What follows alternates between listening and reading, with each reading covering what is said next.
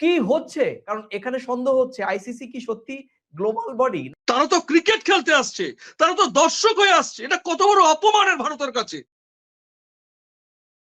বাংলাদেশের জার্সি পরা লোকেরা কলকাতার মাঠে খেলা দেখতে আসলে তাদের নিরাপত্তা আশঙ্কা থাকছে। বাংলাদেশকে অপমান করতে গিয়ে এখন নিজেদের মানসম্মান নিয়ে টানাটানি ভারতের। রাজনৈতিক ফায়দা লুটতে মোস্তাফিজুর রহমানের আইপিএল খেলাকে কেন্দ্র করে উগ্রবাদীদের বাংলাদেশের পেছনে লেলিয়ে দেয় ভারত। ভারতের হয়তো ধারণা ছিল মোস্তাফিজুর রহমানকে অপমান করার জবাবে বাংলাদেশ কিছুই করতে পারবে না।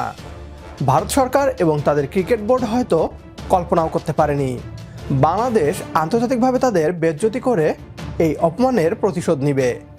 বাংলাদেশের ভারতের মাটিতে বিশ্বকাপ খেলা নিয়ে 3টি নিরাপত্তা হুমকি বার্তা দিয়েছে আইসিসি এর নিরাপত্তা টিম। একটি সামনে আসতেই পৃথিবীতে শুরু হয়েছে ভারতের বেজ্জতি। না, আমরা বলছি না, পশ্চিমবাংলার মিডিয়া নিজেই দাবি করছে। এ নিয়ে কি বলছে তারা, আসুন তা দেখি। এগুলো কি নিরাপত্তা বিশ্লেষণ নাকি রাজনৈতিক কূটনৈতিক ইঙ্গিত? কি হচ্ছে?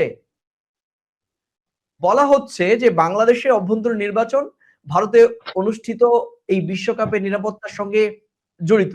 এই যুক্তি কি? নিরাপত্তা বিশ্লেষণের চেয়ে রাজনৈতিক ব্যাখ্যা এখানে অনেকটা বেশি বলেই মনে হচ্ছে। কারণ এখানে সন্দেহ হচ্ছে আইসিসি কি সত্যি গ্লোবাল বডি নাকি এক দেশের বাস্তবতা মাথায় রেখেই সিদ্ধান্ত নিচ্ছে। ওই যে আমি বললাম যে আইসিসি, তুমি প্রশ্ন করেছো আইসিসি কি করে সিদ্ধান্ত নিচ্ছেন। আমার প্রশ্ন, আইসিসি এর বাইরে কিভাবে যাবেন? কারণ আইসিসির চেয়ারম্যান উনি তো একজন আমাদেরই ভারতীয় এবং ভারতীয় ক্রিকেট নিয়ন্ত্রক সংস্থার একজন মানে কর্ণধার, বকলমে তিনি নিয়ন্ত্রণ করছেন। আবার একই সঙ্গে তিনি আমাদের দেশের স্বরাষ্ট্রমন্ত্রী অমিত শাহর ছেলে। স্বাভাবিকভাবেই তিনি তো সাংঘর্ষিক আচরণ করতে পারেন না। আইসিসি যেহেতু তিনি নিয়ন্ত্রণ করছেন, সঙ্গত কারণেই তার এই সিদ্ধান্ত স্বাভাবিকভাবেই পক্ষপাত হবে। এটাই খুব স্বাভাবিক। কেন হবে না? তুমি সেই প্রশ্নের উত্তর আমাকে দেবে যে আইসিসি না, কেন হবে? আমি বলছি কেন হবে। শব্দটা কি? International cricket control board. সে চেয়ারম্যান হতে পারে, কিন্তু সবার সিদ্ধান্ত ইন্টারন্যাশনাল ক্রিকেট কন্ট্রোল বোর্ড একটা সিদ্ধান্ত এমন নেবে যাতে ভারতের গরিমা নষ্ট হয়। এখানে তো ভারতের কেন্দ্রীয় স্বরাষ্ট্রমন্ত্রীর ছেলে, ভারতীয় লোক, এই বিষয়ে লাগানো চলবে না কথাটা। গরিমা কি এখন নষ্ট হতে বাকি রয়েছে পরমাশিস?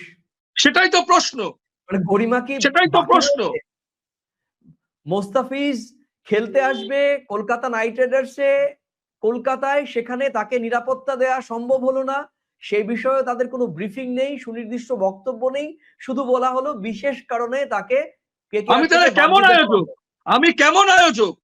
আমি নিরাপত্তার প্রশ্নে ধরে নিচ্ছি তাদের কাছে নিরাপত্তার বিষয়টা প্রমাণ আছে, ইন্টেলিজেন্স বলেছে, তাহলে সেটাকে রোখা যায় না?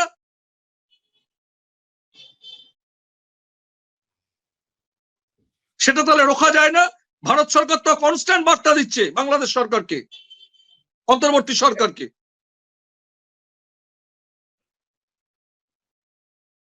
তারা তো ক্রিকেট খেলতে আসছে, তারা তো দর্শক হয়ে আসছে। এটা কত বড় অপমানের ভারতের কাছে।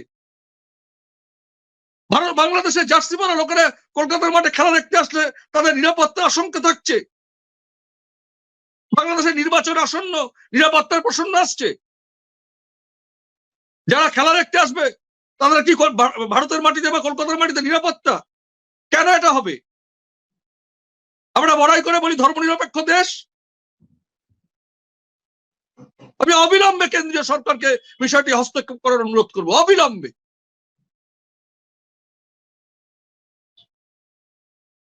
পরমাশিস, আমরা কয়েকদিন ধরেই বলছি, আজকে আমরা বলছি দীপু দাস খুন হচ্ছে, আমাদের এখানে বাংলাদেশ হাই কমিশনের সামনে বিক্ষোভ হচ্ছে, গণতান্ত্রিক আন্দোলনের মধ্যে দিয়ে বিক্ষোভ প্রদর্শন হচ্ছে, কলকাতায় হচ্ছে, দিল্লিতে হয়েছে, ত্রিপুরায় হয়েছে। কিন্তু তারা যখন বলবে যে আপনাদের জার্সি পরা লোক, আমাদের জার্সি পরা লোকেরা খেলা দেখতে গেলে আইসিসি বলছে আপনাদের ক্রিকেট কন্ট্রোল বোর্ডের চেয়ারম্যান আপনাদের দেশের কেন্দ্রীয় স্বরাষ্ট্রমন্ত্রীর ছেলে, তাদের নিরাপত্তার অভাব, আমাদের মানটা থাকবে? বাংলাদেশের পক্ষ থেকে যখন বিশ্বকাপ খেলতে ভারতে যেতে অস্বীকৃতি জানানো হয়, তখন থেকেই ভারতীয় মিডিয়া প্রচার করতে শুরু করে ভারত নিরাপদ রাষ্ট্র। অথচ নিরাপত্তার অজুহাত দেখিয়েই মোস্তাফিজুর রহমানকে দল থেকে বের করে দিয়েছে ভারতীয় ক্রিকেট বোর্ড। বাংলাদেশের বিরুদ্ধে ন্যারেটিভ সেট করতে ঐক্যবদ্ধভাবে ঝাঁপিয়ে পড়েছে ভারতীয় মিডিয়া। বিসিবির দ্বিতীয় মেইল পুরো খেলাটাই ঘুরিয়ে দিয়েছে। এবার আইসিসির নিরাপত্তা টিমও মানতে বাধ্য হচ্ছে ভারতের মাটিতে বাংলাদেশের খেলোয়াড়রা নিরাপদ নয়। আন্তর্জাতিক মাঠে ভারতের ইমেজের 12টা বাজিয়ে দিল বাংলাদেশ। ভারত ইট ছুড়লে এভাবেই পাটকেল ছুঁড়ে জবাব দিক লাল সবুজের এই দেশ। একমত হলে কমেন্ট বক্সে ইয়েস লিখে জানিয়ে দিন আমাদের। সেই সাথে ভিডিও শেয়ার করে দেখার সুযোগ করে দিন আপনার বন্ধুদের। পরবর্তী ভিডিও দেখার আমন্ত্রণ জানিয়ে বিদায় নিচ্ছি আজ। আল্লাহ হাফেজ।